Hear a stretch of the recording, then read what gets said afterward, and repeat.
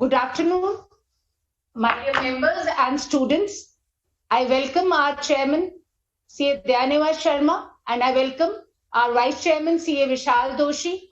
I also welcome Secretary CIRC, C.A. Sangram Agrawal also, and all those who are going to join and all those who have already joined, and maybe I'm not able to see you on the screen. So welcome to all of you, and thank you very much for joining for this particular session. We just would like to apprise you that we have received the in-principle approval from the Ministry of Corporate Affairs, and thereafter the Gazette notification has been released on 2nd of June, and we have hosted the same on 3rd of June for the public comments of all the stakeholders.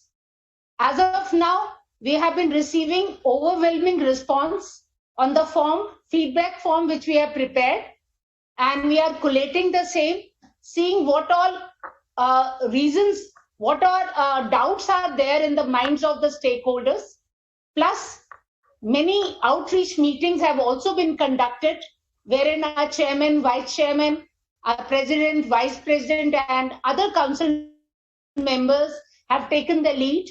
And after attending the outreach programs and after receiving the feedbacks, we felt there are certain areas, there are doubts in the minds of the stakeholders.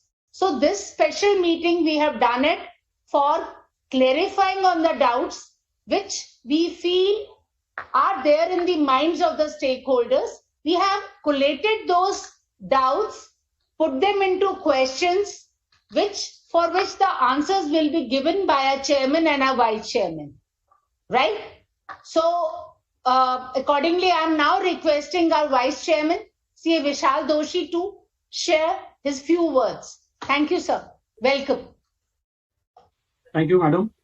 Very good evening to all the members, students, their parents, the employers, academicians, and other stakeholders who have joined us live on this nationwide webinar on the CRET, the proposed scheme of education and training. And this webinar is more on the, I would say that we have had a nationwide outreach, number of events across the length and breadth of the country, and which have had excellent participation from all the stakeholders. And subsequent to that, we have received a lot of questions during the course of the meetings, the outreach meetings, which we thought that for the benefit of everybody, we should have this webinar where we are able to clear some of the doubts or the confusions that would be there in the minds of the stakeholders. Friends, over here, I would just like to clarify one thing is on the process going forward. We have received a large number of responses, I would say, and the last date for receiving the response is the 1st of July, which incidentally coincides with our ICI Foundation Day. Post that, we would be collating, going through all the suggestions that have been received.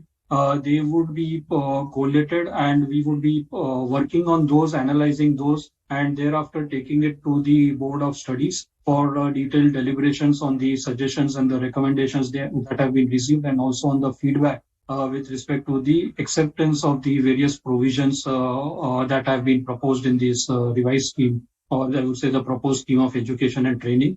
The Board of Studies may, with or without modifications, accept those changes that are being proposed, and then it would be taken to the council. The council would also deliberate at length all the recommendations that have been received and the overall feedback that we have received through this 30 days of outreach. And the council also, after detailed deliberation, with or without modification, would accept the revisions. And thereafter, after the council approves it, we would be going back to the Ministry of Corporate Affairs, with the presentation and the details of the outreach. And then the ministry would finally come out with the official notification or the gazette with respect to the recommendation. So this is the whole process that is being planned, that is we have to do going forward. And therefore, be rest assured that whatever are your suggestions, your comments, they would definitely be looked into. They would be read when deciding on the changes or finalizing the scheme. So with this opening remarks, I once again thank everybody who has joined this webinar. Thank you very much. Thank you, sir. Now I'll be requesting our chairman, C.A. Dayanivas Sharma, to share his few words. Over to you, sir. Thank you very much, Vandana Madam, and thank you very much, Vishal Bhai, putting it in the right context. Just let me share with you all, friends, that, as Vandana Madam specifically told, which has been vetted by my Vice Chairman, Vishal Doshi ji, that, we have received overwhelming response for the entire CRET, which has been implemented. Let me just tell you one thing very proudly about our institute, that yes, the CRET, the way we have put it before the public, I think the kind of transparency which ICI has maintained in the entire process to reach out to its members, to reach out to students, to reach out to academicians, to reach out to each and every citizen, I think we have done our best in this last 25-26 days. We are yet to complete the balance 4 days. The best part about this entire CRET, which we are doing the implementation, proudly we can say that the authentication of every member and student is through its mobile OTP. It is not just we are taking a feedback in the process. We have ensured when we want to work towards our future of profession, we have to be very vigilant in the entire process. This proposed scheme of training and education is just a beginning of the entire thought process. We are reaching out to the members, we are reaching out to the students, we are reaching out to the academicians to take their feedback. That itself shows the credibility of ICI and the council members at a larger level, that we want to approach in a true spirit to take the right feedback and accommodate the positive suggestions which are being received. As we all live in a democratic country. It is not going to be such democratic that, if the maximum number of people are going to agree, it will be, taken into account. Even if a single suggestion which is going to be given, which is going to be an exception in the entire process, will also be considered, deliberated in the Board of Studies meeting as well as in the council, and then only we are going to move forward. Today, to reach out before you at this point in time is only because certain confusion or might be certain queries are there in people's mind, and some people are interpreting the entire CRET in their own way, which we would like to come and clarify. We have received some comments which we have actually consolidated to that level, and based on that we cannot actually take the entire thing, but as much as possible we have picked up. We are going to deliberate and we are going to put forward before you all the solutions or what we think. It is our thinking. It is not a decision. Please, students and members, I request you all people to come. Please note that it is not a decision. That is not something which has been freezed and closed. It is basically put before you all people to take your feedback in a very constructive manner, and that feedback is going to be deliberated at length, and then only the final decisions are going to come out. So be rest assured from our side, we will try our level best for picking up those questions which are specific to foundation, inter and final, or might be any other aspect which is being considered. I'll give my thought, Vice Chairman will be giving his independent thought. Why we have invited our regional offices only for ensuring that they have been facing the members in a time and again manner. And we want to say that all the elected representatives from the ICI, whether it is Central Council, whether it is Regional Council, whether it is management, branch management, managing committees, or the office of ICI, we are talking the same language. We don't want to talk in a different language, which is not to be interpreted in any manner. So today's discussion is primarily, we are thankful to our President and Vice President who have consented to take us, give us this session and ensure that all these clarifications are put before our members and students. So what I want to tell you by this is, if you want to modify your suggestion based on some wrong interpretation or a different interpretation which has been done, you have your liberty to do it again. So whatever we are going to take up, the second or the third, whichever the final comment which is going to be given by a specific member or student, only will be considered. That is an also assurance which we are trying to put forward. Here, the speculation happens, but the best way is to communicate with you all people in form of this webinar, and we are very happy, and we will be more than happy to reach out to you if you want to talk to us in person, if we have to justify any point or might be clarify any point. Not justify, justification is at a later point. At least the clarification from our side will be given to you all. I hope, Vishal bhai, this is what we have to communicate to all our members and students at large, so that we are there to take this profession to the next level. We are not here to just take a decision and give you the decision. Thanks to the council, the wisdom of the council, the approach which has been followed by the council, each and every council member at the national level is reaching out to the smallest branch also. If they are inviting, our council members are personally visiting and going and attending and delivering lectures wherever it is required. So we have been very transparent. Reach out to us. We are more than happy to give any clarification. With this, we can actually start the session and discussion based on the case by case basis, ma'am. Over to you. Thank you all. Thank you very much for joining. Thank you, sir. Now, sir, we'll start with the question answer. Sir, first question, I'll be posing it to the Vice Chairman, sir. I think it's very close to his heart, because during his interactive sessions with members and students, he has been facing this question time and again. So this question is, why is there is a decrease in number of leaves during articleship? Aspirants need time to study apart from articleship.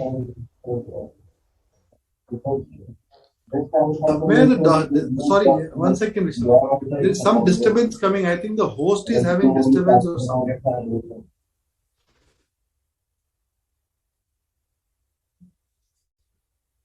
Okay. Yeah. So, rightly mentioned that in the proposed scheme, the number of leaves have been reduced to 12 in a year. And I would say that as a number, that does look reduced. If I look at the current situation, the present scheme that we are having, actually we are having the similar number of leaves per year that we say for the article students. And how do I justify that, or how do I explain that? Presently, if we see that the regulations provide that in a 3-year articleship, the number of eligible leaves is 1/7 of the number of present days, which arithmetically, all of us know it works out to 156 days over a 3-year period. Because in the present scheme, we have the final examinations that a student can appear in the last 6 months of his or her articleship. It is expected that a student would proceed for the exam study leave. And as a benchmark, I can put that at least 4 months is the period of that the student would go on an exam preparation leave or an exam study leave, at least. And this I'm being very conservative as far as the final examination is concerned. So if I put 4 months to it, it works out to 120 days. So from the 156 days of eligible leave that a student has, if I deduct 120 days, what we are left with is 36 days. Now 36 days over a 3-year period works out to 12 days in a year. And that is what has been proposed in the new scheme of education and training, where we have proposed 12 days in a year or 24 days over the 2-year practical training period. And this, I'm being very conservative. We know in the current scheme, we have students who would have cleared one group of intermediate exam, would have joined articleship, so they would go on leave for the second group, which I have not factored in this calculation. There would be students who might be taking more than 4 months leave also for preparing for the final examination, which I have not taken into this calculation. This is a very, very conservative estimate of 120 days, that is 4 months for the final examination leave. So if we look from this perspective, that presently also over a year, a student gets 12 days of leave, and that is what has been proposed in this new scheme of education and training. So it is not that from the institute or board of studies, we have reduced the leave, we have kept it at par. It's just that number which looks smaller in when we look at it. That is what would be my response to it. Thank you, sir. I think, sir, with this answer of yours, clarification, I think the students will be feeling at ease. Yes, that this particular number of leaves have been very justified, which has been proposed by the council, sir. Thank you, sir.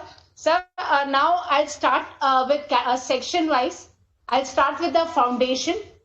Sir, first, now I'll pose this question to the chairman, sir.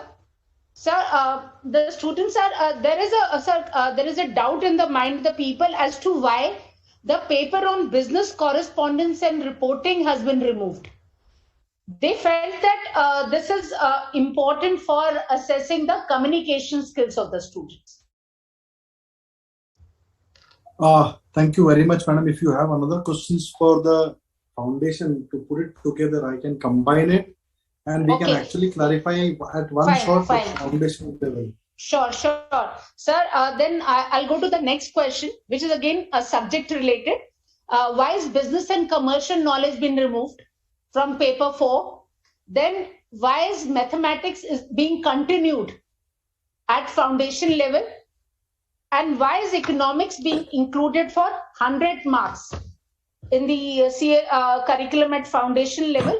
What is its relevance? So these are all the 4 questions relating to the subjects at the foundation level. Yeah, that's the reason I wanted to check, madam, on the foundation level. If we can get a 360-degree view, we can actually talk on the foundation at one go, and we'll conclude that foundation part, because I don't think in foundation side many people have questions. But apart from, as you rightly said, business correspondence and reporting, friends, is been removed from a point of view of 2 things. We are for the first time introducing the concept of self-paced learning, which is going to be an experiential learning for all the students, not only at the intermediate foundation level, but also for the intermediate and final level. And not only this, let me tell you, this thought has come when we actually clocked 97 years of learning in 1 year when we implemented digital learning. That means the adoption of technology for learning has been good at the institute level and the remotest students. Like when you talk about Board of Studies app, we have got 250,000 students who have downloaded BOS app, which is having live coaching classes. So considering all these factors, a thought has been put that, when we want to focus on a foundation course, when you talk about economics, business laws has to be read in independence versus the the other word which has been I'm missing out is communication, right? What is it? Sir, it is the business correspondence and correspondence and reporting. I'm sorry, I slipped my mind. So business correspondence and reporting, when you talk from a point of view of student who have come from a different cities where their basic education has been good. So for those people and the people who are coming from a different section is actually getting imbalance. So the focus should be on business laws. That is the reason business laws has been put. Students who have been on a weaker side with regards to English as a communication, we are going to move the concept towards self-paced learning module, where at any given point in time, anytime, a student can learn English very effectively, which is going to be again an experiential learning. The second part was with regards to business, what was the mathematics? Business and commercial knowledge.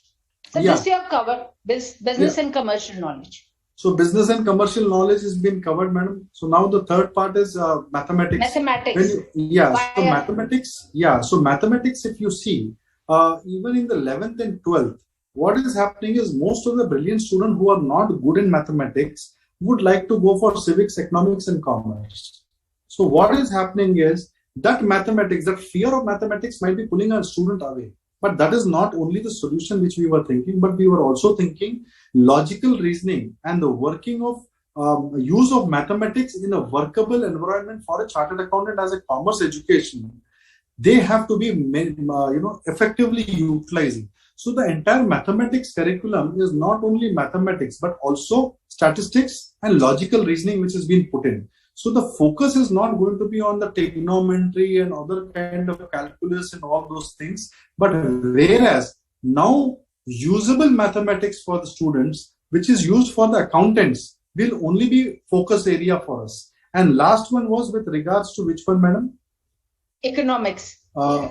Economics. So if you see economics, we actually are looking into a student level where the economics is effectively learned at the foundation level itself. Might be a portion of it which is moving out is only going to be replaced with a global economics also. Example, not something in depth, but might be we are going to talk about from where the exports happen, where the import happen, where India is strong, which is the other country from where the natural resources or another things are there. So the basic fundamental of economics and global economics will be part of the foundation syllabus. So what will happen, friends, in this entire process is we are not trying to eliminate anything. Please understand, we are just ensuring that what was relevant at that time continued that time. What is relevant for the time to come, we are trying to just realign the entire learning experience for the student so that foundation also becomes logical in the entire learning process. So this is in toto the realignment of foundation course as such. Over to you, madam. Thank you, sir. Thank you, sir. I think students and members, you would have really now, you'll appreciate why certain subjects have been included, why the marks have been increased, and why certain subjects have been removed. Because as such, they have not been removed, they have just been realigned, keeping in mind the scenario and the years to come and the relevance of the subjects. Sir, now, Vice Chairman, sir, I'll come to on the other part of the foundation about the, we have increased now the pass percentage now from 40% in each subject, but overall 50% to 50% in each paper. And secondly is why we are still continuing with the negative marking for MCQ based questions. And why still we are continuing with the paper pattern of 2 papers being subjective and 2 papers being objective type. And sir, last part also, if you permit me, I'll cover that also. That's on the validity. The validity of the registration is now for 4 years. Why there is nothing like there is a limit this time. Why students are not allowed to revalidate after 4 years. Sir, over to you, sir. Yeah, sure. Thank you, ma'am.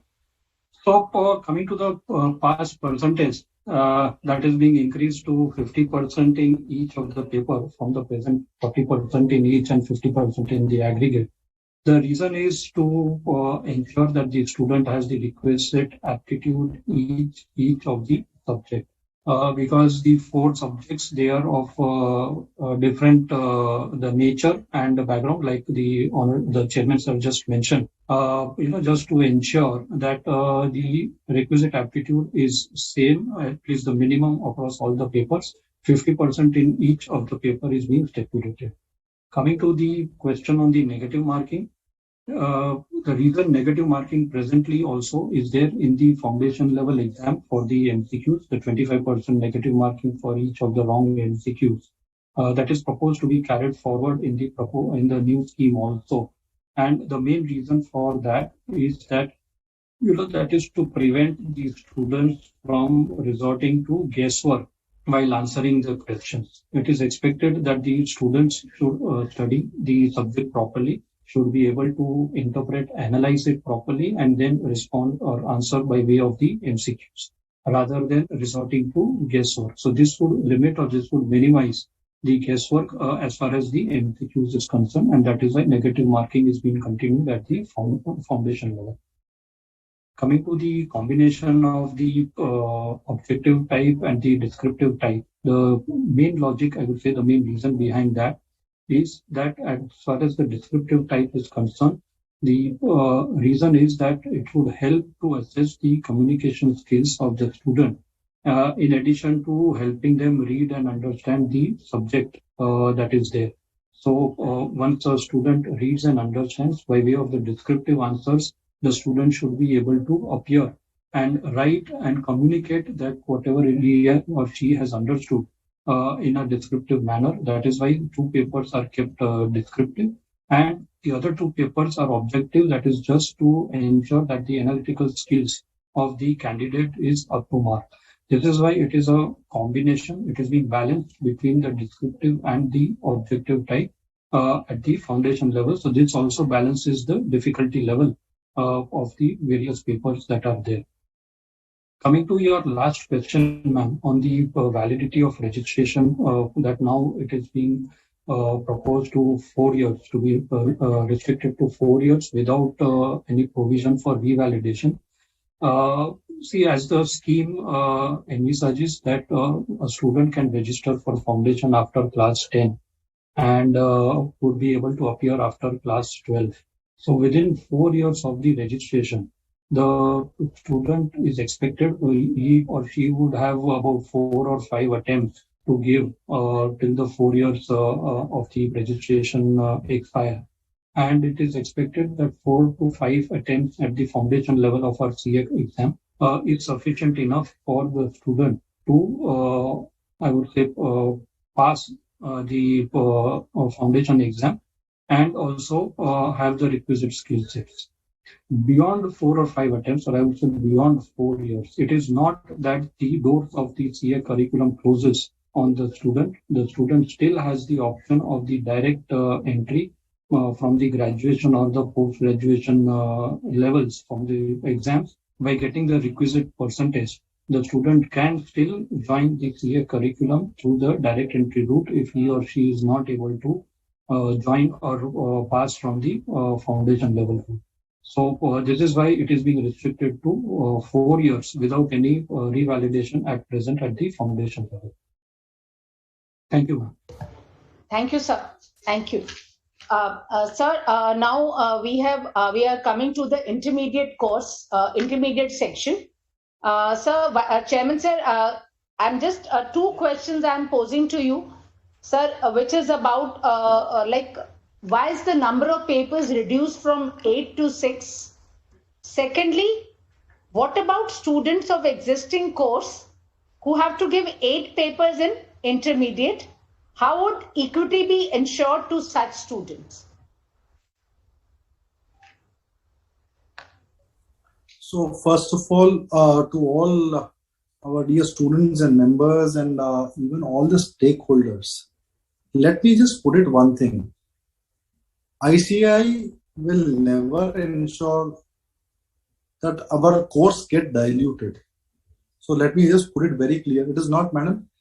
People are asking that question, so I appreciate, but we all have been deliberating that it is not reduction in the course papers. Yes. Correct. That's right, sir. That's very right, sir. Yeah. So even in the case of ministry, when we were having a presentation done, friends, we specifically told it is not reduction in the course. It is basically the way we are learning is going to undergo change. It is not that the number of papers are going to come down drastically. Example, when you talk about, we had 4 in foundation, 8 at inter, and 8 at final, which is totaling to 20. My mathematics hopefully is right? So now it's going correct, madam. Right, sir. Very correct. If my mathematics is right, then my vice chairman always talks about the mathematical numbers, which is very right. And the justifications which we give, he gives with the statistical data is something which is, worth appreciable. So similarly, when you talk about foundation or intermediate and final, in foundation there is no change. We actually discussed. In the case of intermediate, we are actually talking about a situation where 6 papers are going to be there, right? 6 paper at final, 4 at this thing. So that 4 shortage, which people are thinking, is not a 4 shortage. This is actually moved from core subject to non-core subject. Qualitative learning continues. So this is moved to primarily self-paced learning module. That means they might not be required for me immediately to remember, reproduce in examination, where I'm not able to qualitatively understand the subject, nor am able to get anything great out of it. When you talk about corporate law plus other laws were actually there in combination, 60-40 ratio.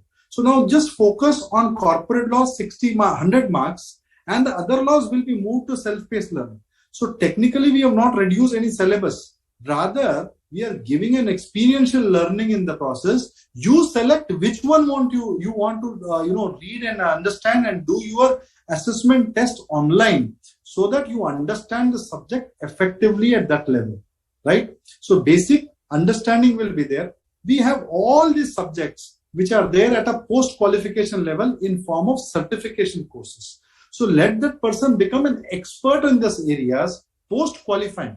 So at the beginning itself, we want to give an experiential learning, and that number of papers are not reduced. They continue to be there, because 6 and 6 on the both side, inter and final, and 4, which is there in self-paced learning module, will actually equal the entire process. But only thing is, the burden of learning will reduce. Learning will be enjoyable. That's the only point which we want to put forward. The second question was with regards to the people who are actually going through the 8 papers, right, madam? Yes, they sir. qualified 8 papers, and now they are going to, the new students are going to write 6. 6 papers. So I think I have How already they could answered. be. I have already answered that it is not going to be different. Either you have to write examination in the old course, or might be take self-paced learning in the new course. As simple as that.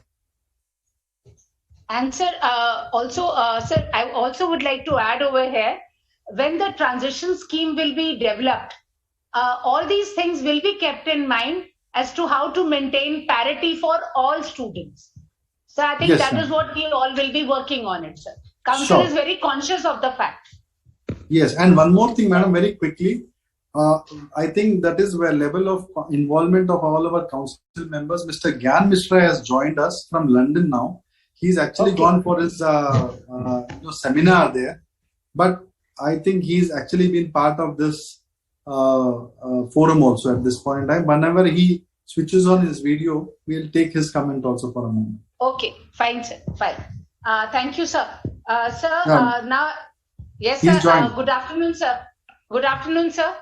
Good sir, afternoon, welcome. Madam. How are you? Fine, sir. Welcome, sir. Thank Sir, you. Thank you, madam. yes.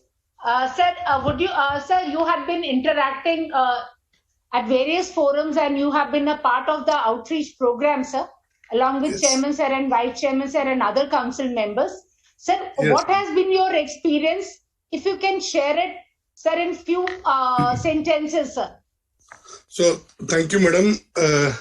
At the outset, I am really feeling privileged that I got this opportunity to interact about the new course curriculum at length with the students and members at large in CIRC.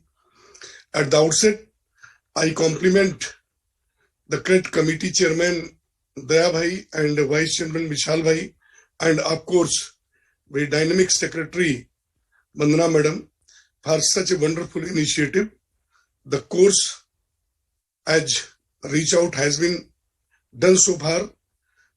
I'm not exact with the numbers, but I'm quite sure that this is historic so far. Vandana madam will witness it. This has been a really wonderful outreach program. The transparency, the dedication, and of course the vision of ICI is certainly going to meet out by this exercise. And the one more thing I would like to say, we are heading global now, and course curriculum that has been designed and that is being underway is certainly going to take the ICI at next level. I once again compliment each committee members under dynamic leadership of Shri Dayanivas Sharma ji and Shri Vishal Rusi ji, and I am sure that this new curriculum will take the students to new arena, new dimension, and of course to ICI at next level. So this is all, madam, I wanted to share with you. Thank you. Thank you, sir. Thank you, sir. Thank you, sir, for your...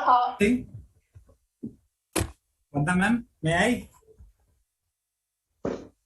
Yes, but kindly make it very quick. Yeah. Because we are having many questions. Sure. Please. Please. Dhanawad, sir. I want to let you know, sir, today from 6 to 8 p.m. we are doing a very big outreach program at Delhi.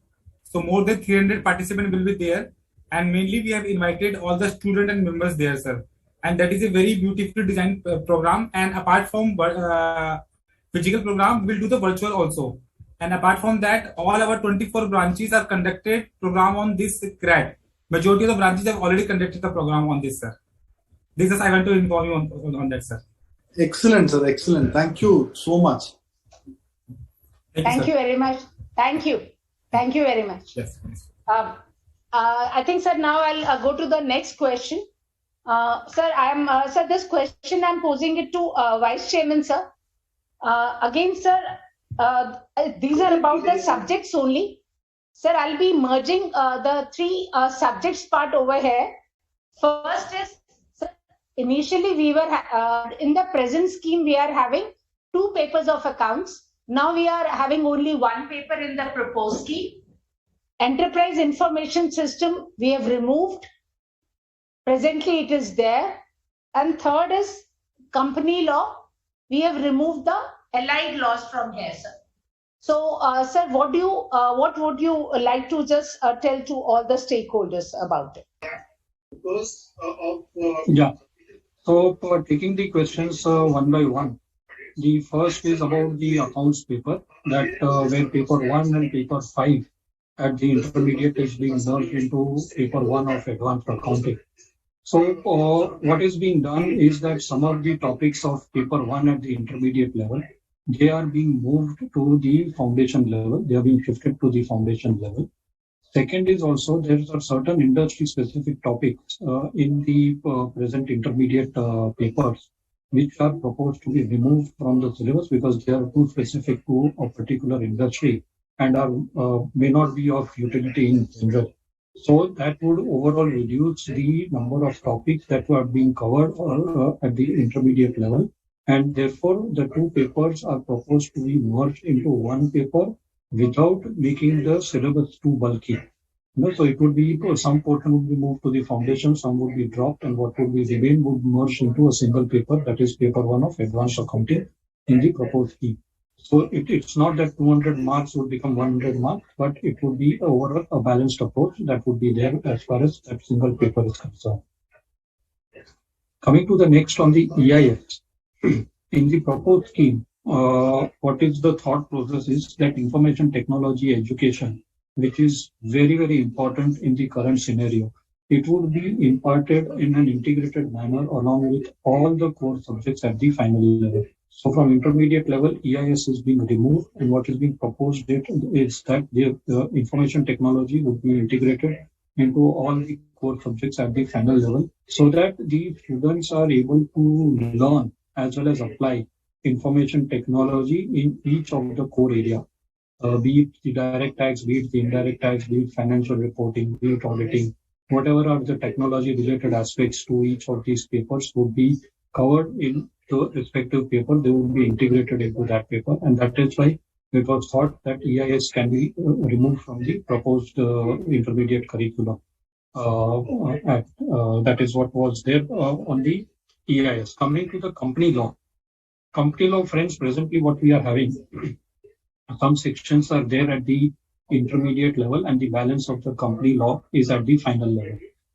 During the course of our interactions and suggestions that we had received earlier also, was that students were finding it difficult to connect while they are doing the practical training, because a large time of the practical training, the application or knowledge of Companies Act or the company law is very, very important, be it on the audit side or be it on the financial statement side, accounting side. Knowledge of company law becomes extremely important. So what is now being proposed is that the entire company law would be covered at the intermediate level. So this would help the students in their practical training also, because now the practical training is proposed to be starting after passing both the groups of the intermediate exam. That is, which would mean that the student is well equipped with the whole Companies Act before he or she starts the articleship training, the practical training, and therefore the application of that would be much easier and very useful for these students going forward. So that is why the Companies Act is now being concentrated into one paper at the intermediate level.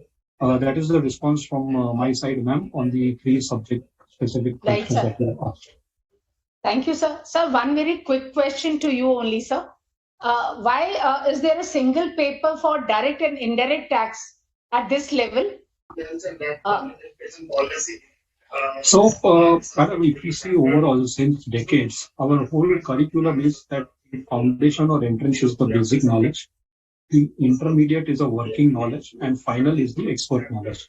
I remember when I was studying, even in the curriculum, that used to be written as the heading under each of the subjects. So what is now being proposed, or we already had that taxation, where we had direct and indirect tax both combined into a single paper of taxation at the intermediate level. So this is predominantly keeping in mind the level of knowledge which can be expected from a student who is yet to commence the practical training. So that is true for the direct tax, that is income tax, as well as the GST also. And that is the why there is a single paper for both the taxes at intermediate level. At final level, if we see that when the student has completed the practical training, advanced knowledge is expected. And therefore, at final level, considering the vastness of the syllabus at the direct tax and the indirect tax level, these are 2 separate papers that are there at the final level. So that is why at the intermediate, there is a common paper, and at the final, they are 2 separate. Thank you, sir, for your clarification, sir. I hope the doubts which are there in the mind of the stakeholders, I think would have been put to rest now, sir. Sir, the next question, sir, to the chairman, sir. Sir, I'm asking 2 questions to you, sir. Why is now case scenario-based questions introduced in all the papers? Like in the current scheme, it is only for the theoretical papers. Why it has been extended to all the papers? And why have we now introduced, sir, negative marking? Thank you very much, Vandana Madam, again. But I just extend one more point of Vishal Bhai's question. I'll just take the liberty to answer on his behalf. When one side we are thinking about, making it experiential learning, there are debates which have come that, final intermediate also income tax and GST has to be separate. But just imagine the number of subjects which we all our chartered accountants are doing is not matchable. One side we say that syllabus is bulky, one side we say that we want to introduce experiential learning. So there is a balance that need to be done. And very rightly said by Vishal Bhai on the income tax and GST part, I want only a learning experience. They should be in position to execute. So considering this factor, that is one part of the learning experience. Now, second part of the learning experience is why case scenarios are being introduced in all the subjects. Now, case scenarios are introduced in all the subjects only and only for one reason, that rather than remembering the subject, it is application of the subject also is required to be tested in the process. When you talk about application of a subject need to be tested in the processes, case scenarios are the best example to take up that kind of situation or solutions which we want to give. The students get into analytical thinking and the discharge of knowledge happens qualitatively. Now, this is one part.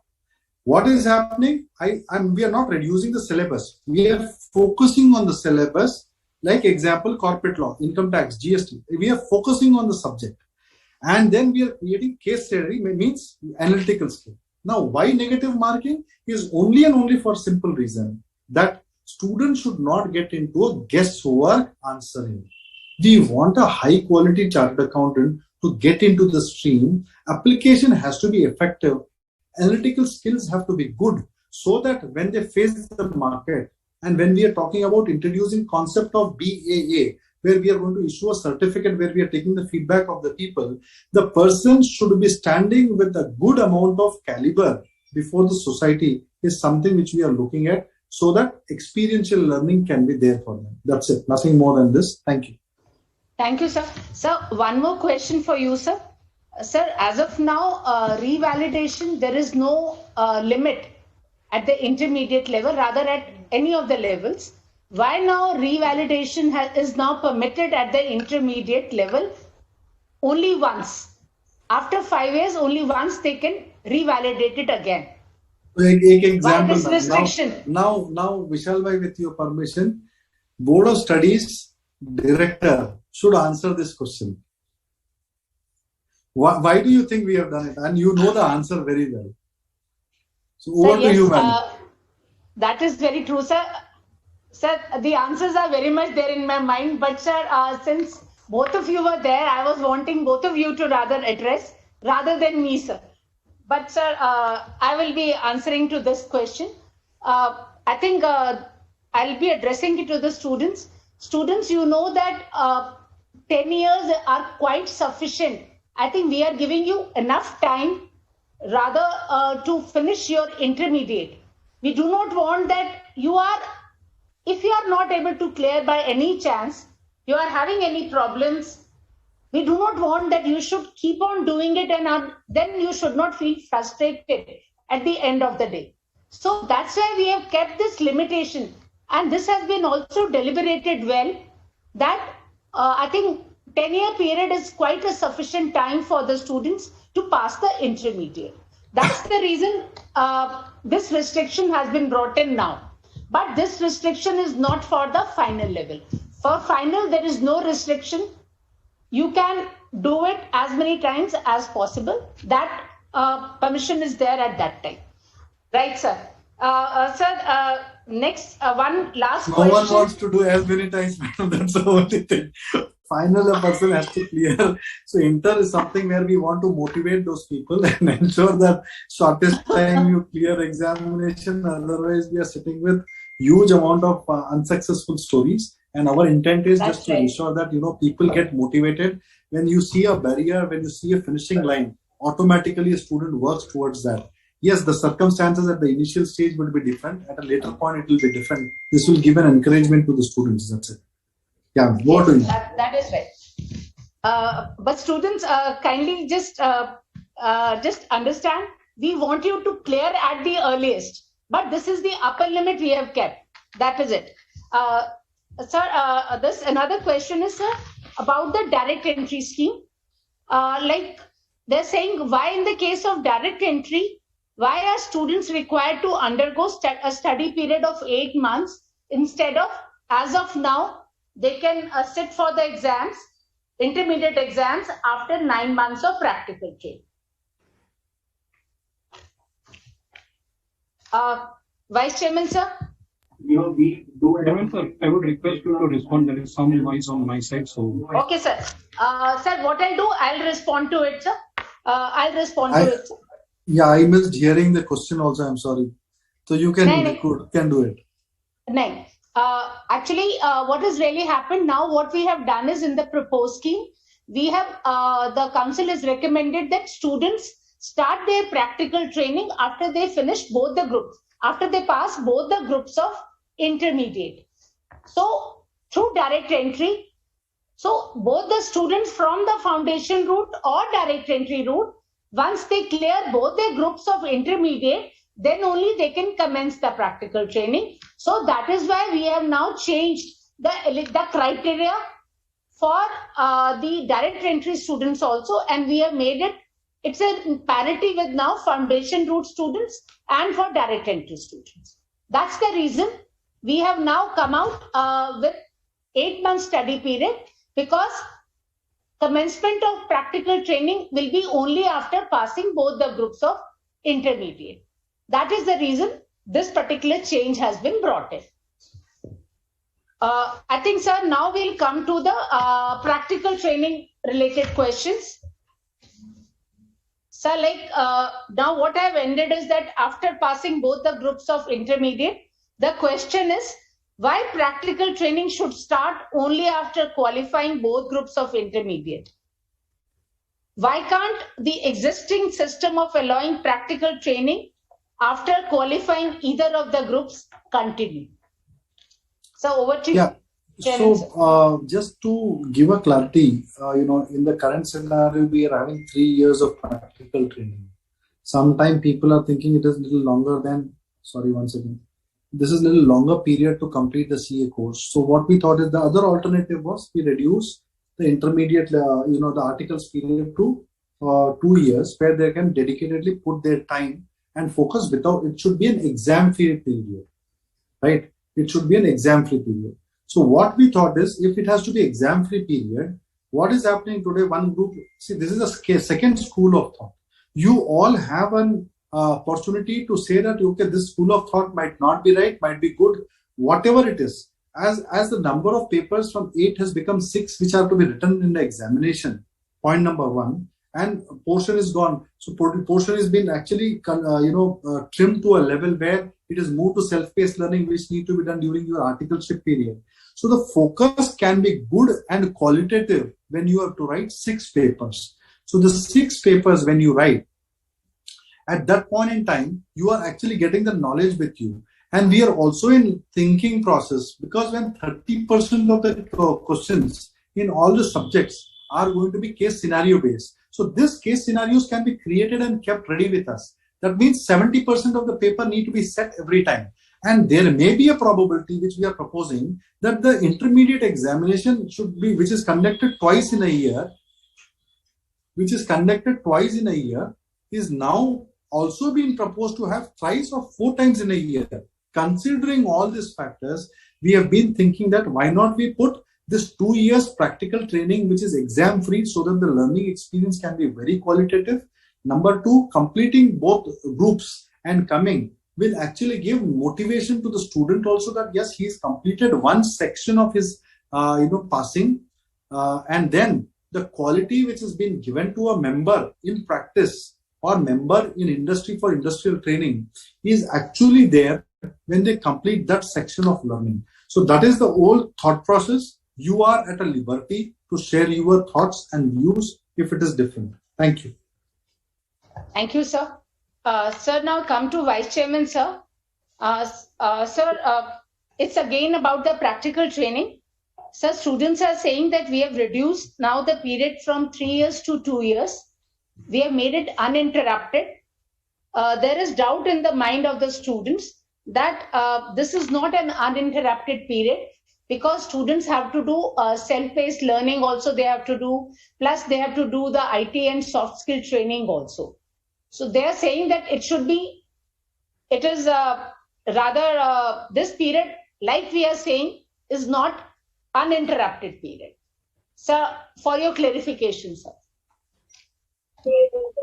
Yeah, I agree. This is a question which I have also received at a lot of the outreach meetings where I was involved. And I would like to clarify over here that, see, first of all, the 2 years is an exam-free period when we talk about the May-November exams, where there is a lot of pressure, there is the content, a lot of subjects have to be done at the same time.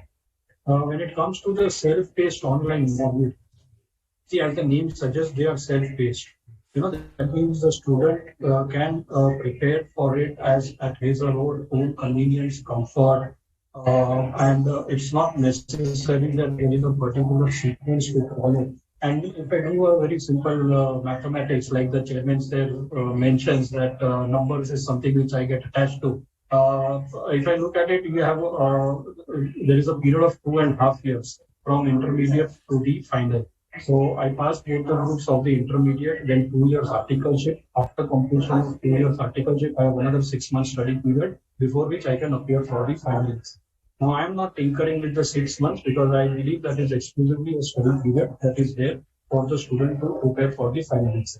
Keeping that aside, the student still have 2 years to complete 4 self-paced online modules, which gives an average of 6 months. That's a very simple arithmetic. 6 months for one paper that the student has to complete, and that also on a self-paced basis. The student can study for a couple of hours on a daily basis, on weekends, whatever way it would be, and that is how the student can pay. So it would not actually interfere with the articleship, with the practical training, but at the same time the student would empower by going through these self-paced online modules, appearing for them and passing them. Again, like I said, there is no sequence in which the papers have to be given. There is no time limit also, that once you start a paper, you have 6 months only or 4 months only to complete. The student may prefer that for 1 full year he or she wants to study all the 4 papers, and after that wants to appear for the 4 papers. That also is possible. So it's completely flexible how the student appears and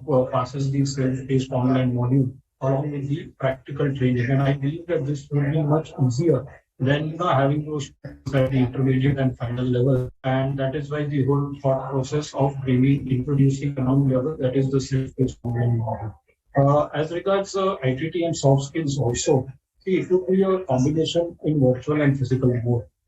The virtual mode can be completed within the 2 years of the practical training, and physical mode can be taken thereafter, Sundays, whatever, whichever way the scheme comes out. So again, that is not mandatory to be done in the first 2 years or during the practical training. It can be done even after that, in the 6 months of the study period the student has. At the same time, many times we've seen, especially in the CA offices, that there are certain periods, I would say week, 10 days, 2 weeks, that there are lean periods as far as work is concerned. Many times we've seen that. And if the student is able to do the IT and the soft skills training during those lean period of a fortnight or so, then it would help the student utilize the time also, and as well as complete the IT and the soft skills. So there is total flexibility that is built in this system, and I believe that it is not something that would impact the practical training, but on the contrary would help the student in pace his or her studies along with practical training in a much more efficient. I think that is what would be my response. Yes, sir. Thank you. Sir, would you like to add anything, sir? Chairman, sir, would you like to add anything, sir, from your side? No, madam. I think he's covered it completely in total 2 cents, the purpose of this. And Right. see, one point which is there. See, when we want to make it experiential, again, I'm using the word experiential is only because people have to understand the concept of rote learning is something which has been discussed at length, not in institute, at length, including the national education policy, including it has been discussed at length in the international education standards. So what is rote learning is primarily whether I understand or not, mug up, reproduce when my examination are there. When I understand, whether I understand, I don't understand. Now in this particular case, what is going to happen is the core papers will be focused learning papers, right? And the non-core papers which we are talking about in 4 sets are going to be more of a basic knowledge. In that basic knowledge, we are not going to test them on the advanced level of learning. It's going to be the basic. So you watch the video, listen the video, do the entire process whenever bus mein, train mein, car mein, flight mein, wherever you are sitting, where you are sitting idle, when there is no peak hours of your articleship period, when income tax, GST or company law deadlines are not there. So during that time when it is available, just learn, listen to the lectures twice, one time, whatever it is experiential, and then you go and attempt your examination. So it is not going to trouble you with your training practically as such. So that's the only thing, and it's online anytime, anywhere. Right, sir. Now, sir, I think, sir, this is the question. These are the doubts from the student side. Sir, now they're saying, why is the requirement to undergo 1 year post-qualification experience with CA firm for obtaining COP? Why we are introducing 1 additional year for students, rather for members who are going to opt for COP? Sir, I think, sir, Chairman, sir. No, I think people have been speculating on this particular question a lot. I don't know why people are still in a frame of mind that, we are going to work under FCA. I have worked in the industry for might be more than 15 years. Why should I go? There are 2-3 aspects to this. For a fresh year who is qualified, we have reduced the number of years. So that means 2 years he's focusing on learning, one side. Now, the 3rd year used to be generally for a 3rd year article also, he used to be in charge of an engagement, in a smaller engagement. Even Vishal Bhai in his office, my office, we have given that experience, the free hand to deliver and lead a team.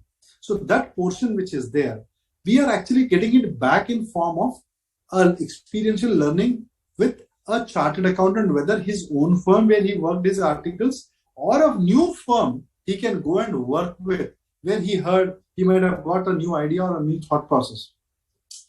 A person, this is for the fresh year.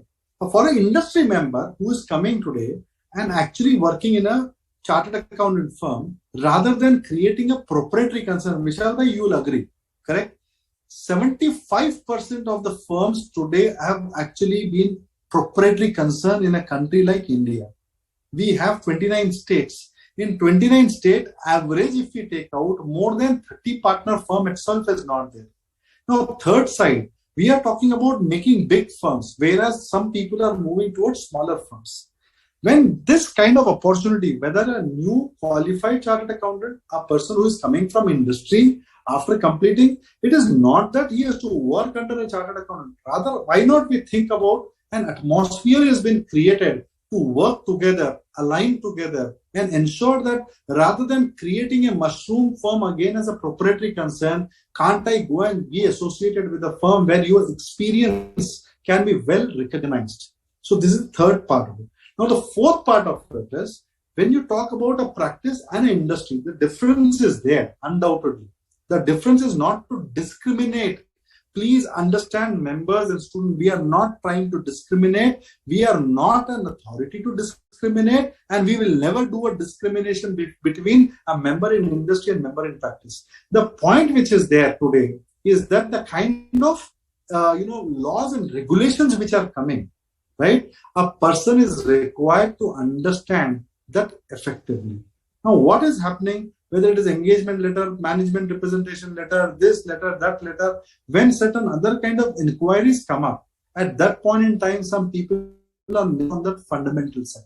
When you talk about, getting into the fundamentals and getting the things right, might be, why not we think in the line that a young person has started his practice, a senior member coming and getting associated as a paid employee. It is not an articleship period. Let me be very clear. It is a paid association which is there.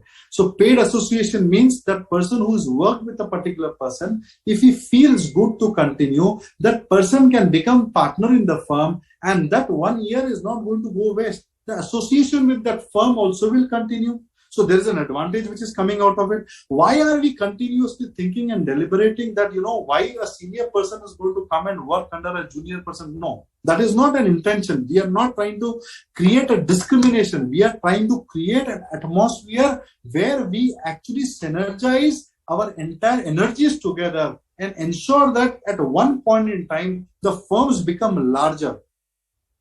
Please don't take it in a format of going in a junior level, senior level, industry person separate, practice level separate. No. If you have an authority, we have thought in a different perspective that, a person can come, be part of a firm, and then he can be part of a firm in a capacity of a partner. We want to create a nice atmosphere rather than creating that 75% becoming 85%. And tomorrow we don't have a large firm in India is not a message which we are going to give to the nation. Rather, it is to be taken in a manner that we are going to create an atmosphere of synergy benefit to work on. So, madam, there are a lot of speculations which people are having. Everyone has their own thought. We have come out with a positive thought from the institute, which we are presenting to the nation. We are presenting to the fraternity, presenting to the new chartered accountants, presenting to those experiential chartered accountants who have been there in industry to come collaborate, work together and move forward. That is our intention, not to create a line of difference in thought process. That's the only thing. Thank you very much. Thank you, sir. Hope, Vishal bhai, I am right in my communication, right? Vice Chairman, sir? Bang on mark always. Sir, now we are on to the self-paced modules. I am posing, sir, this question to Vice Chairman, sir. Sir, these are two contradictory set of doubts, sir, which the students are having in their mind, sir. One is, why are self-paced online modules being introduced, considering that it will increase the burden on the students? And second set of the question is, would self-paced online modules be effective since the students may not take it seriously.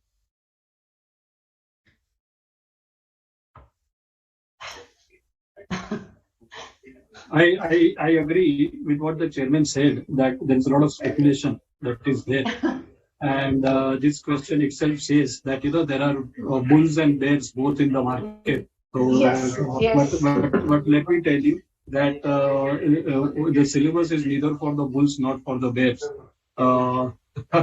So, I would like to answer the question. One is about having the burden, and second is about being not so focused on the self-paced. Like the chairman mentioned earlier, that one of the major objectives was that without diluting the curriculum, how we can make it more effective. And that is why this one level was increased between the intermediate and the final level, how I would put at it. So, when we had 20 papers over 3 levels and now we have 20 papers over 4 levels. What does that mean is that the student is able to focus whichever level of exam he or she is appearing at, right? Be it the intermediate, be it the self-paced, be it the final.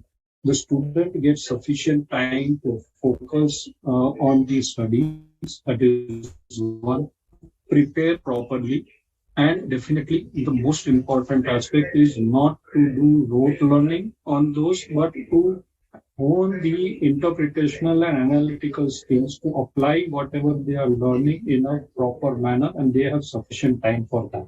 So now that's what is being spread. I would also say the May November typical examination burden is being brought down by introducing one more level, that is the self-paced online module. And that gives sufficient time for students to see. Normally, otherwise, what we used to have.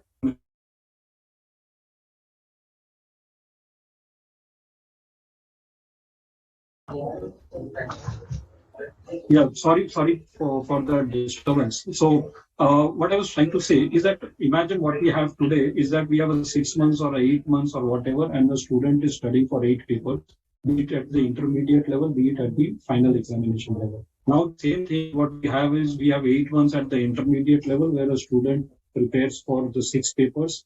Then we have 2 years for a student to appear and pass the self-paced modules. And then we have, let us say, 6 months, especially for a student to prepare for the final level. So they are the papers which are being spread across the whole curriculum. Second thing also, that it also brings in continuous learning. So it's not that intermediate, you have passed both groups, you start your articleship, and then you wait for 8 papers at the final group, and in between 1.5 to 2 years, there is a vacuum. So what is happening is that we are reducing these papers from the respective exam and filling up this vacuum, that there is a continuous studies that the student undergoes while in the self-paced online module. So like I said, it's neither. So it's neither that the student will be burdened, because like I said earlier also, the student has sufficient time to prepare, appear, and pass the online modules. And one thing important that I would like to share over here, that for all the papers, and especially the self-paced online module, the Board of Studies is going to walk that extra mile in giving the requisite study material, the audio books, the e-books, the lectures also for the students to prepare for the various self-paced online modules, and which they can do it, like the chairman mentioned, at their own sweet time, at their own sweet will.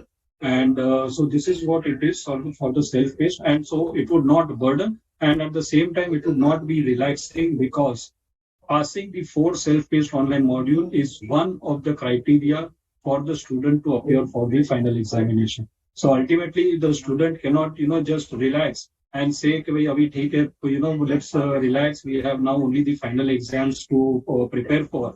That would not happen, because this is one of the criteria, a condition for the student to be eligible for final examination. So I like I said, this is neither the bear, neither bull. It's something that balances out between them. Yeah, I think chairman wants to add something. Over to you, chairman. The only thing which you missed out, Vice Chairman sir, is finally they have to get 50% for passing the module also. So that is again very important. And the best part is the learning experience is going to be very different, because it is going to be online learning. Number 2, importantly, online assessment test is going to be there, and this is all going to be proctored. Number 4 is going to be whatever you are learning, we want to make it light, but not zero. Please understand. It's primarily the quality of the subject will not be lost.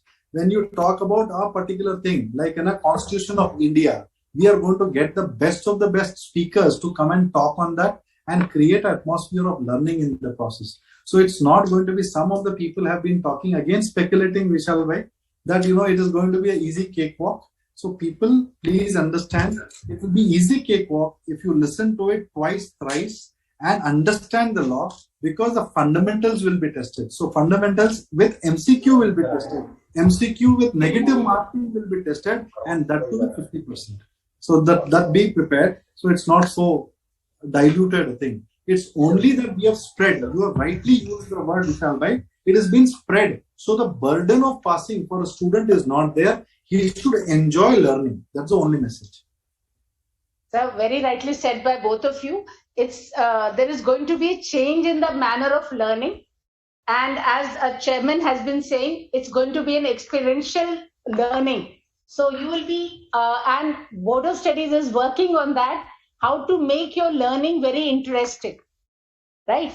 Sir, again, these are the two questions on self-paced modules, because we are having a lot of, I think stakeholders are having a lot of doubts in their minds as to how it is going to work and what is the relevance of them. So the two questions are, one is, are self-paced modules Set C and Set D necessary? And what is their relevance in the CA curriculum? This is one part. And sir, the second part is, the stakeholders are having that doubt in their mind. They are actually feeling, why have economic laws and strategic costing and performance evaluation shifted from the core papers to the self-paced modules? So these are the two questions on the self-paced module, subject specific. Sir. So the part one is with regards to primarily Set C and Set D. Set C, if a person makes a question that what is the relevance of it, it is basically specialization. Set C is specialization only. And learning any one, whichever you want to specialize, you can do it. Now, point number two, how many of, in Set D, we have Constitution of India, which has been incorporated for the first time in 73 years. Let us all put our hand and heart together and ask whether how much we know about the Constitution of India. Point number one. Point number two, when you talk about psychology and philosophy, that being a part that it is forming part of NEP requirement also, but psychology and philosophy, today it is becoming more relevant from the kind of frauds which are actually coming out. Till the time you don't understand the psychology, a philosophy of an organization and psychology of a promoter, it's very difficult to put pen paper together. So the fundamental of philosophy and psychology, what is the way you need to think and analyze not only the subject, but also the culture of an organization, attitude of a person, that need to be understood very well. So I think this is a suggestion which is actually being introduced by us. No, Set C, when people are telling that is not required, I'm a little shocked. And why people are asking me that forensic audit should be forming part of the compulsory paper, not as a self-paced learning. But when I have to justify, I say that self-paced learning isliye hai, at the examination level, that is enough. But at a post-qualification level, we have a certification on forensic. So we can do that in detail. Similar is the case with IPC and other things. So madam, the point is Set C and Set D are all different thought process. Why these categories are being made is to be understood by people very well. Point number one. Your question number one. Question number two is with regards to the cost, strategic economic cost loss, management and performance evaluation. So yes, technically what is happening is at the intermediate level costing or the final level costing, more or less, it is actually a repetitive apart from the level of question which we are asking. So instead of teaching that particular thing, we have introduced the concept of integrated business solution paper that we can talk at a later point in time. But at this stage, cost performance evaluation, strategic cost management and performance evaluation, if this is moved towards a case-based learning and the cases are being discussed in self-paced learning, and the questions are created, MCQs are created, online test which has been created based on the case scenario based learning, rather than writing a paper which is very theoretical or might be the arithmetical number. It's something which we want to take towards analytical thinking rather than anything else. So this is in total the answer for both the things. Right, sir. Thank you, sir. Sir, now we come to the final level we are coming to. Sir, I'm not going to repeat 8 reduction from 8 to 6 because that has already been answered.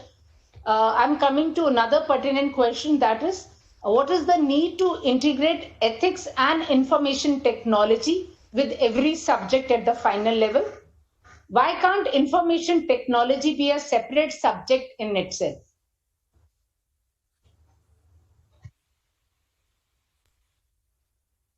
Yeah. So the whole reason or the justification, I would say, for integrating ethics is that ethics is a very, very important part of the whole curriculum, and especially for a chartered accountant. And therefore, it is because thought fit that ethics is inculcated in every aspect of the student learning. For example, let us say ethics in taxation. It would make the distinction between the avenues for tax planning and tax avoidance very clear. So, while the former, when it says about tax planning, it is in accordance with the law, whereas tax avoidance is. There have been ethical failures in the past, which I would not dwell upon in detail right now, but one of the reasons for integrating ethics in each of the core papers at the final level, and at each level for each subject, what are the ethical requirements for a member, I would say, going forward post-qualification that is expected. That is what would be the integration.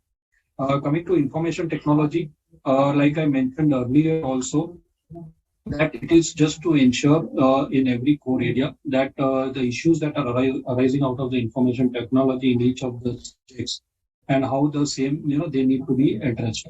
We have the digital technology coming into all the aspects of our curriculum, or I would say even into our day-to-day practice. When we talk of direct tax, when we talk of indirect tax, technology has taken over all the fields, and therefore it was thought apt that rather than having a general paper, general discussion on ethics, it will be, or information technology, it would be more important to have specific subject-related technological skill sets that can be imparted as training to the students. So like you have taxation issues which arise due to the digital economy. You have the measures that are taken by the government to overcome such issues, like having special tax provisions and all equalization level when we talk of the direct tax and international tax. I would also go to the extent that, when we talk of audits, there are various bots which are available, which would help in sampling, which would help in the various aspects of the audits, and therefore integrating the information technology with an auditing paper would help students understand and also practically learn about the various tools and technological advances that can be done in the auditing paper. So this is the reason why I would say ethics and information technology is proposed to be integrated into all the core papers at the final level. I hope that has answered the question, ma'am. Yes, sir. Sir, in totality, sir. Thank you, sir. Now I come to the next question, that is about the integrated business solution, multidisciplinary case study. From the stakeholder side, I think especially from the student side, this question is there. Why is this paper been made compulsory? Because in the current scheme, it is one of the optional subjects.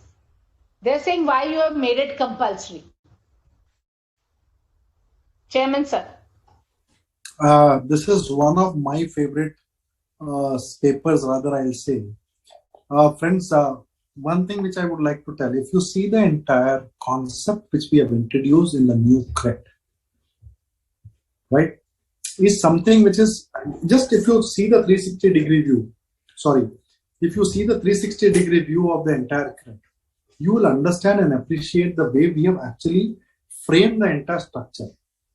Yes, we might be short in certain things, we might be long in certain things, but the point is very simple, that when we want to produce a chartered accountant from institute, he should be a all-rounder in true sense. That means a student who is doing an articles in a proprietary concern or a student who is doing articles in a large firm, they both have different limitations also of learning.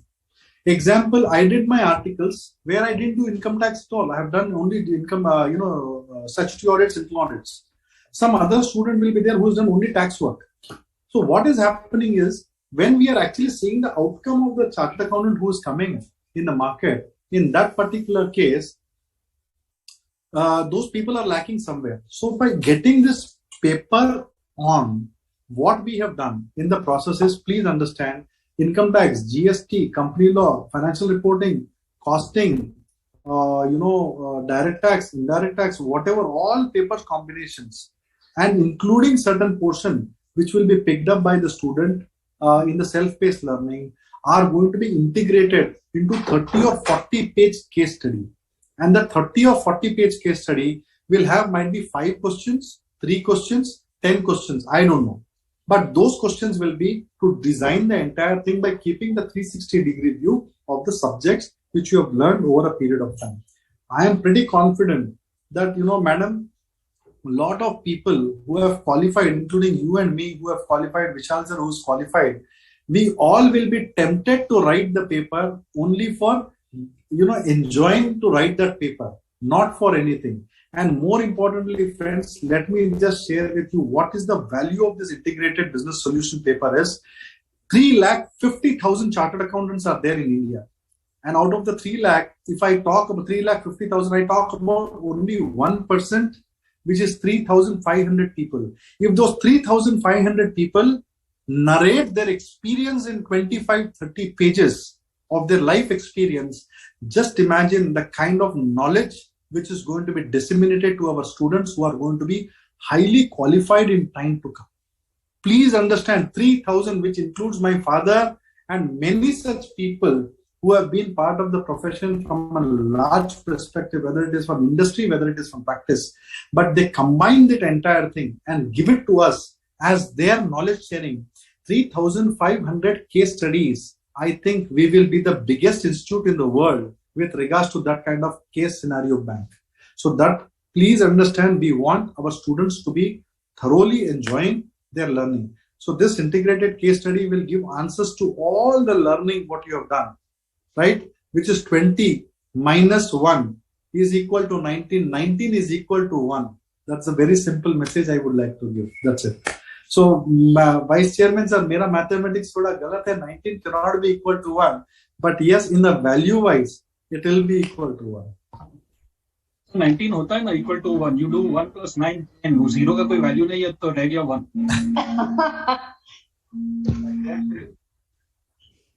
So, sir is very logical, sir. Thank you, sir. Sir, the next question, sir, I'm posing it to the Vice Chairman, sir. Why is open book or restricted open book pattern being introduced? I think students are apprehending that this would increase the difficulty level of the papers. Sir, am I audible? Am I audible, sir? Yes, madam. Yes. So, what I would respond to this basically is that even internationally, I believe that open book, restricted open book is the norm as on now. In the existing scheme also at the final level, the higher level of analytical evaluation, synthesis skills, they are being assessed, and complexity of the level of papers at the final level is high even as on today. And like I said, we have the 3 levels, the basic, the working and the expert knowledge that is expected at the 3 levels presently. So when we look at the open book or the restricted open book, there are 2 aspects to it that I would say. One is that when we talk of the closed book, what is expected is rote learning. And that is one thing that we want to minimize in the CA curriculum. Where people learn everything and then they answer in the papers. That is one of the things that gets encouraged when we have a closed book scenario. But when it comes to open book, what is expected from the student is that they have the guide with them. What is expected is that they are able to interpret. They should know where to look for the references when we talk of the open book or the restricted open book. They should know how to interpret the various provisions that are there, maybe with respect to law or any other subject, and they should be able to analyze that and present that by in the answer papers when it comes to the open book examination. So if I look practically, even in my office today, if somebody comes and asks me something on an income tax, I might open the book on the Income Tax Act and then respond to the client or the query. In a very similar way, if I look at it, that I am actually encouraging the student to use the references, to use the law. So in fact, just for the clarity of students, the restricted open book would be where the bare act is allowed to be carried in the examination hall. This is what is the restricted open book. And so when I'm answering questions, what I'm expecting the students is they should be aware of the various provisions. They have the reference material handy and they should be able to analyze, interpret and answer in accordance with the practices or whatever is expected. So it would be might increase the level, but at the same time, it is very, very practical because that is what the students would be doing maybe post-qualification. This is how it gets balanced off. Right, sir. Sir, thank you very much, sir, for all your clarifications, sir. Sir, I come to the exit route now, sir. Sir, two questions I'll be asking, sir, to the chairman, sir. Sir, I think the stakeholders are having that particular doubt in their mind that once, if we introduce the business accounting associate, this particular certificate, if we introduce, whether it will bring competition for the chartered accountants.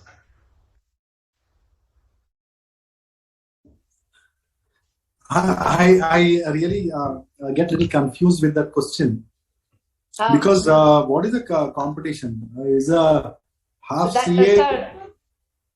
Half CA is going to compete with a full CA, or a member in practice who is there, whose signature is only authenticated by UDIN will be a competition, right? So this is only a recognition. Friends, let me just tell you, in last 73 years, there have been lakhs of people who have been part of the CA curriculum. CA, they have been associated with the institute. Unfortunately, for some or the other reason, they have not completed their CA course. That means they are not even, it's not like that they are not qualified enough. They have completed their intermediate, they have completed their half course, and this is a requirement of the law that we need to introduce an easy exit route for the students. Now, what we are trying to do with this is, we are actually going to get the recognition for all those people who are lost in the process. That means he or she has invested 5 to 6 years, 7 years, 8 years. That's the reason the person could not complete his CA course. And unfortunately could not clear examination and could not be associated with the membership. So he's lost the touch. So one is basically, and these people are also trying, even if I am proud to say one thing, forget about final examination, forget about intermediate. There are people who could not even clear intermediate examination for whatever reason. Today they are being regarded as some of the people are regarded as one of the best accountants in the world. And really we are proud that none of those people are actually sleeping empty stomach. The chartered accountancy course has given them that willpower to actually work very hard, qualitatively be there in the market, deliver the desired result, and be available in the market in all through the entire process. What is it wrong that we recognize them with the certificate? We are not giving them a degree. It's not going to be a competition. How it can be a competition at all? Chartered accountant is a chartered accountant. He cannot say that I am BBA chartered accountant, right? It's primarily he's a BBA. So what is happening in this entire process is, most of the time people think that, they are getting into CA and qualifying is difficult and my child might not get a, final degree. So what we are trying to do is, we are giving that identity to those people at a larger level, that the BAA at least will be available. But the BAA will be available for those students who have completed both groups of intermediate, completed self-paced learning, completed GMCS, completed ITT. So these are the 4 things which they need to complete in total. Then only they will be eligible to get the BA degree. Also, I am happy to say that the council in its wisdom has also been deliberating why only for the new course. There might be people who have been qualified, semi-qualified in past. Why not they be given an opportunity to apply for BA? There is lot deliberation. But yes, we are going to believe in your concept. If you think it is right, what council is taking, what council is thinking to recognize these people, identify, the identity of the people is being made at the national level, at a larger level. I think this is something which we need to really look from a larger heart rather than thinking from a conservative approach. Always I say, if a person has a tendency of doing wrong, he is always going to do wrong. If a person who doesn't want to do wrong will always continue to do wrong. And more importantly, in the forensic course, I always say, madam, point to be noted, frauds are intentions and intentions cannot be audited. If the intention of the people is to defraud or do something wrong with the BA, institute is there to take right action. But the point is, the intent of institute also is to be understood in true sense. And yes, we are waiting for your comments. We want your comments. If maximum people say that, yes, this is required, that will be required. If no, we have to go with the majority. As simple. Thank you. Thank you, sir. Thank you, sir. Sir, in your clarification, you have given answer to my second question, which I was about to pose to you, that whether BA certificate would be given to those students who have qualified intermediate examination through the existing course. Sir, you have answered that also. Yes, all those who have already done it under the previous scheme or in the existing scheme, with the additional eligibility criteria, like sir has which apprised you about, you will be able to get the BA certificate also. Right. Thank you, sir. Sir, if you permit 1 or 2 questions on the transitional scheme, sir. So students are having certain doubts in their minds, like answer in the market also, like everywhere people are talking. People are apprehensive as to when the new scheme is going to launch, and if they are in this old scheme, what will happen to them, what they should study, whether in the old or in the new. Lot of apprehensions are there, sir. And accordingly, sir, just from my side, sir, I'm trying to apprise everybody. Students, please don't get misled by what is being talked. Wait for the institute to come out with the transition scheme. All your doubts will be put to rest, and the council is going to take care that none of the students are having any hardships. So the transition scheme will be drafted in such a way that the concerns of all the existing students will be taken care of. Sir, if you would like to add on that, sir. Sure. Just one quick thing is, for all the students who are pursuing their examination, please understand, when you talk about 2 years articles, 3 years articles, people have already registered for 3 years articles. Now, we might actually come out, we are putting our fingers crossed in the month of November, we are planning to release the new syllabus. But again, that will be applicable either from May 23 or November 23. Even today, I cannot answer, or no one can answer. So the point is very clear that whenever the council is going to agree to it, and whenever the council is going to decide, and the approach of transition will be considered, and that will be communicated to the people. Point number 1. So don't get panic with the new syllabus, old syllabus, what is going to happen. You cannot leave a syllabus or an attempt or a year because of the new syllabus coming in. It will be ultimately equal to that only at the end of the day. So it's worth at this point in time, if you are studying 8 papers, example for final, study 8 papers. What is wrong? 2 more papers learning, either you will do it in self-paced or you will do it in examination. If God grace, everything goes well, you might have to only write the 6 papers, not the 2 papers. So there will be a probability, there will be discussions which will happen in the council, and based on that only the decision will be put before you all people. So please don't get panic. Don't get excited. Don't get confused. Please take it from me, ICAI at always in the history and now and in the near future and time to come also, we are going to take a very calculated decision for our students. So be rest assured on that side. So my suggestion is, wait, you are doing your course, continue doing your course. Learning 2 more papers will not hamper you. It is only going to educate you more. So that be better. And God forbid, if that is coming back to the old one, you have lost your time. So don't do that. Please, my suggestion, my humble suggestion to all you students, please continue doing it. Anything from Vishal Bhai's side is there? You can ask. Sir, Vice Chairman, sir, you don't have anything else, no, sir? You are also okay with this thought process, sir?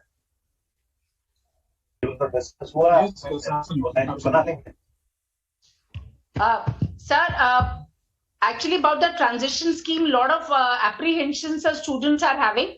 So in this council, we were just trying to clear the doubts of the students. Like, sir, for example, I am giving an example, sir.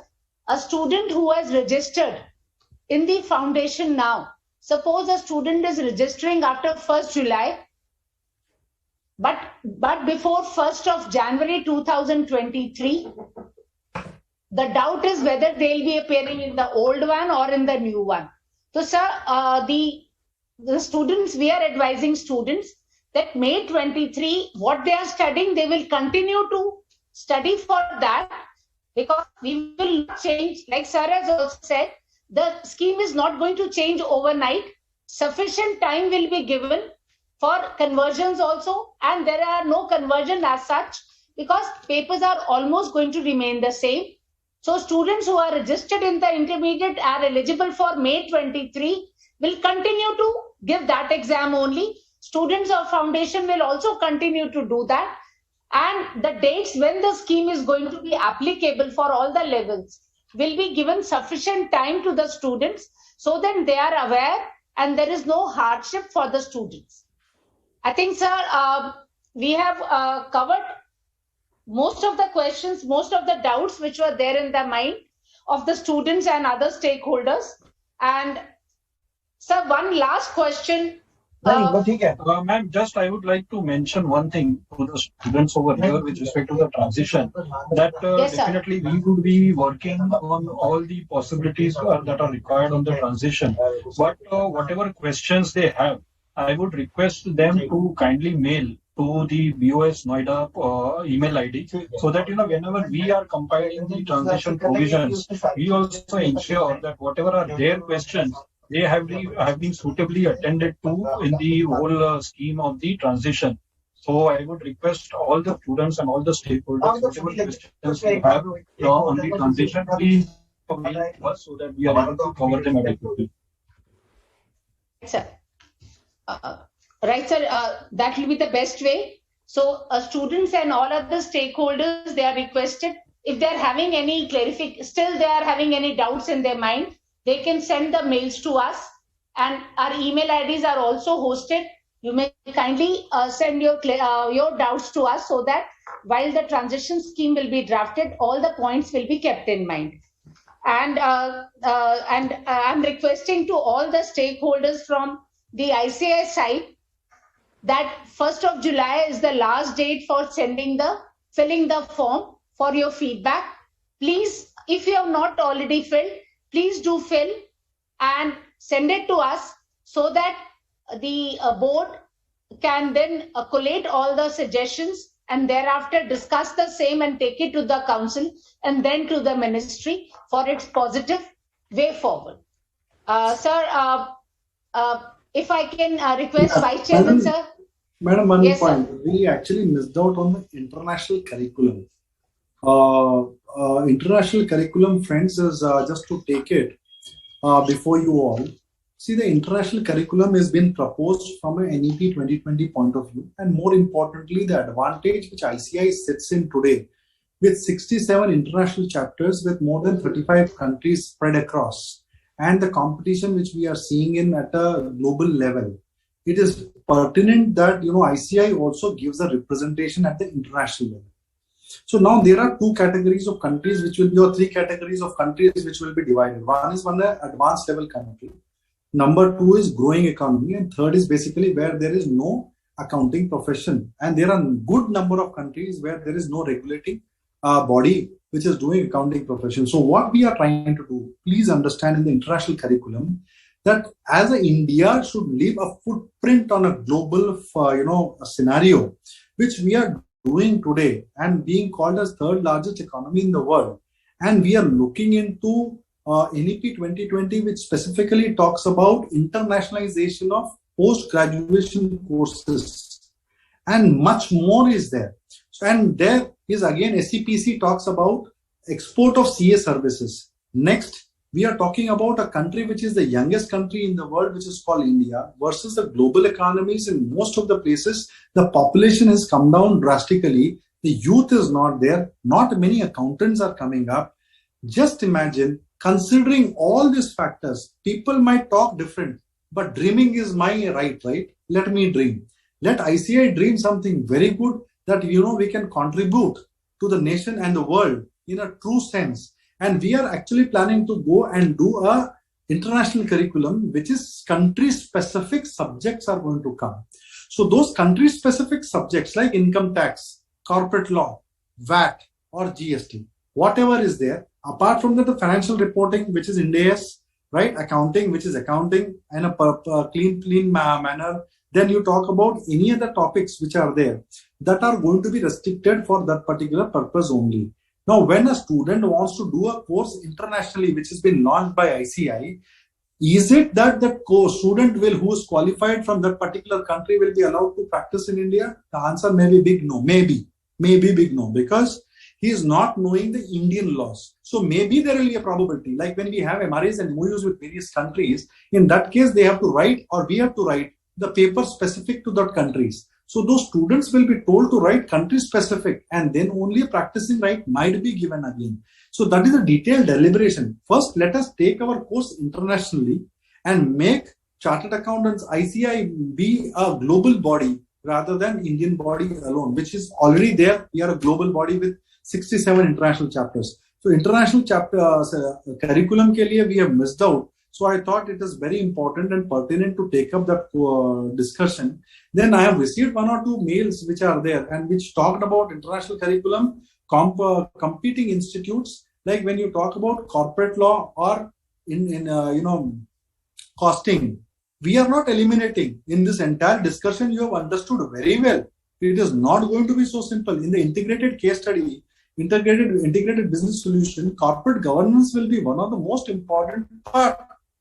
So when we are going to come out with certain sample case studies, people will understand and appreciate that we have not diluted. We have rather strengthened, and we want a qualitative output to come out of a student. So please understand, it is not a competition with anyone. ICI is independent. ICI will remain independent. ICI has been strongest, world's second largest accounting body. We aspire to be the world's first accounting body in short time. If we have this kind of aspirations, we can continue doing some good quality work. So please understand, competitive institute is not our idea at all. They are independent. They are driven with the Indian regulations. They are driven with the separate act and legislature. We are driven with the separate thing. So there is no point of competition in this entire process.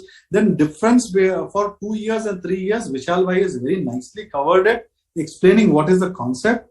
BA certification, I have told what is my view, or might be most of the people view in this entire process. And then all 3 years training in industry. Let me just tell you, friends, people are thinking and deliberating with regards to industry and practice. Please understand, chartered accountant is a chartered accountant. Only the choice is whether he wants to go in practice or he wants to go in industry. But fundamentally, when we want to go back to 1949, please understand, this profession is for practice. Employment has been an outcome or might be ancillary benefit in a period of time when the economies have grown and importance and demand for chartered accountants have increased. So the fundamental thing is, let us not create a discrimination between member in practice, member in industry. So that is one solution which I wanted to tell, madam. So now you take the what do we do on the concluding side, or Vishal Bhai has any point to share, he can share, then we'll go for a concluding remark. Right, sir. Vice Chairman, sir. So I have to my concluding remarks, just an extension of what Madam said. Friends, I would just like to draw attention that feedback is requested from everybody, whether you are in agreement or even if you are in disagreement. Right? Because we want a situation, so like Chairman Sir mentioned, that this is a democratic process, and that everybody should give their feedback. It should not happen. I'll give a very simple example that let us say if a person is in agreement with all the provisions, or I'll take a simple example. If 10 persons are in agreement with all the provisions, of which 8 people feel that since I'm in agreement, there is no need for me to give a feedback, and only 2 of them give feedback. Then on the other side, there are 5 persons who have some suggestions to give, and they give some suggestions. Then when it comes to us, instead of a 10-5 ratio, what we will have is a 2-5 ratio, and therefore we would feel that the stakeholders are overall requesting for some changes that are proposed to be carried out. And that is where, so whether you are in agreement or disagreement or you have suggestions, feedback is important from all of you. And the last date is 1st of July. Please do not wait for the last day, because we have seen many times that on last days the technology does not support when there is a mad rush. I'll be very candid about it. And so please ensure that by tonight, if it is possible, or earliest tomorrow, you are able to log in and give your feedback. We have improved on a lot on the technology side, I would say, and therefore it will be a very, very smooth experience for you to submit your feedback. So with that, once again, thank you very much for everybody for your patience and your presence. Thank you.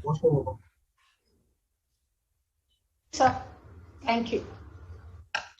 Sir, Chairman, sir, the final concluding remarks from you now, and then, sir, we will wind up. Yeah, man. Thank you, Vishal Bhai. You have rightly put a portion of it has been covered by you, so I'll not repeat. But friends, let me tell you one thing. It's not that 73 years have gone wasted.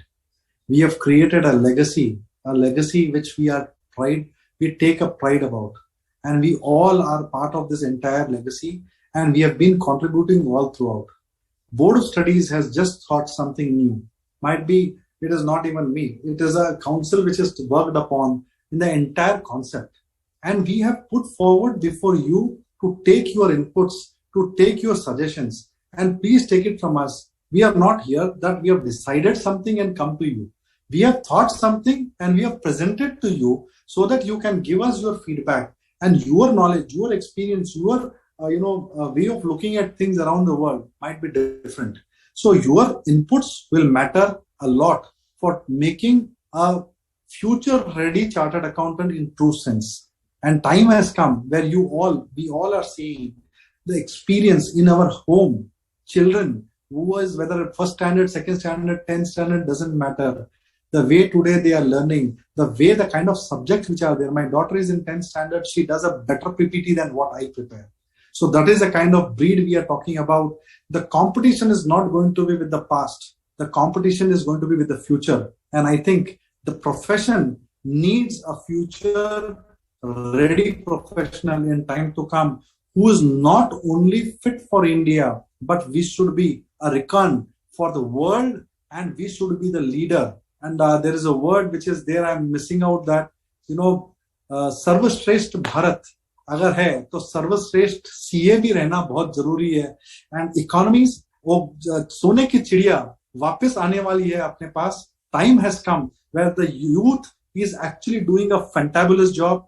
Just imagine the experience of senior and speed of youngsters. If it is combined together, where are we going to lead and where we are going to reach? It's going to be totally different. We all request you to kindly give your honest feedback. Be open in your thought process. We are not actually going to stop anywhere. But yes, to walk, we need your support. And we would like to take all the confirmation which you have given in a true spirit. We will deliberate. we'll put it before the Board of Studies, we'll put it before the Council, and also we'll take up to India when we talk about with the ministry that, this is the vision of ICI. This is what we want to do. So just for a moment, Purani story, all 73 years is good, but what we can define new is there in your hands. Let us work towards defining the new ICI, defining the entire process altogether afresh. Thank you all. Thank you very much. Thank you. Thank you to our Chairman Sir, Vice Chairman Sir, and all the listeners who have been patiently listening to all the doubts which you had posed, for which the clarifications have been very aptly given by the Chairman and Vice Chairman. So thanks to both of you, sir, and thanks to all the listeners.